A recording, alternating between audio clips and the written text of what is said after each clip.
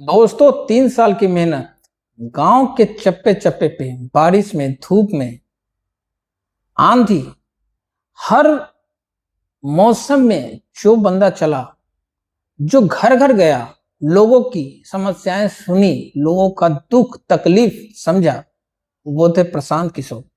लगातार 3 साल मेहनत करने के बाद भी बिहार के लोगों ने उन्हें अस्वीकार कर दिया और बिहार की राजनीति में ऐसे व्यक्ति को काबिज कर दिया जो एक अनपढ़ जाहिल और ऐसी प्रवृत्ति का इंसान है जो जिस पे बहुत सारे क्राइम के चार्जेस लगे हैं और बजावता वो जेल में रहकर भी आया है। हमारी जो सोसाइटी है ऐसे लोगों को ही शायद पसंद करती है, पर अब हमारी सोसाइटी के जो भी व्यूज हैं, उनके ओपिनियंस हैं, उनके सोच बदलने शुरू हुए हैं और इसका जीता जागता एग्जाम्पल हमारा बांकीपुर का चुनाव है। 4 साल के अथक परिश्रम के बाद बांकीपुर में प्रशांत किशोर भारी बहुमत से जीत हासिल किए और बांकीपुर के लोगों ने प्रशांत किशोर पे भरोसा जताया, प्यार लुटाया और प्रशांत किशोर ने कहा भी है कि बांकीपुर का जो व्यक्ति, हर एक व्यक्ति जिसने प्रशांत किशोर पे भरोसा किया, उनको वोट दिया, उन सब के लिए प्रशांत किशोर हमेशा अवेलेबल रहेंगे और उनके तरफ से ऐसी कोई भी वाक्य नहीं होगा जिनसे उनको शर्मिंदगी लगे। और साथ ही साथ प्रशांत किशोर ने यह भी कहा है कि बांकीपुर के करीब करीब 10,000 बच्चों को जो पढ़े लिखे हैं,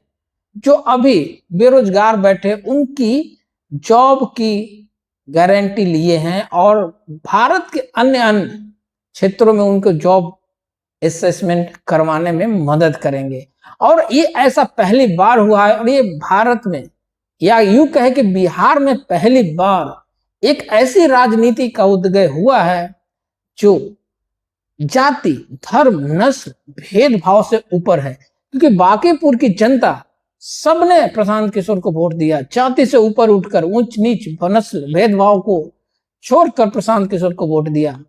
और प्रशांत किशोर इस बार सफल हुए और प्रशांत किशोर अकेला जनसुराज का आदमी अब विधानसभा में बैठेगा और लोगों से, अन्य नेताओं से आंखें में आंखें डालकर सवाल पूछने की हिम्मत करेंगे और बिहार की तस्वीर बदलने में उनका जो योगदान है वो अपना निर्वहन करने के लिए अब तैयार हैं। इसके साथ ही साथ प्रशांत किशोर का जो ये सक्सेस है, इसका इफेक्ट देखिए, बीजेपी एंड आरजेडी के पार्टी में हलचल मची हुई है। लोग बैठक पे बैठक कर रहे हैं और प्रशांत किशोर की इस जीत की वजह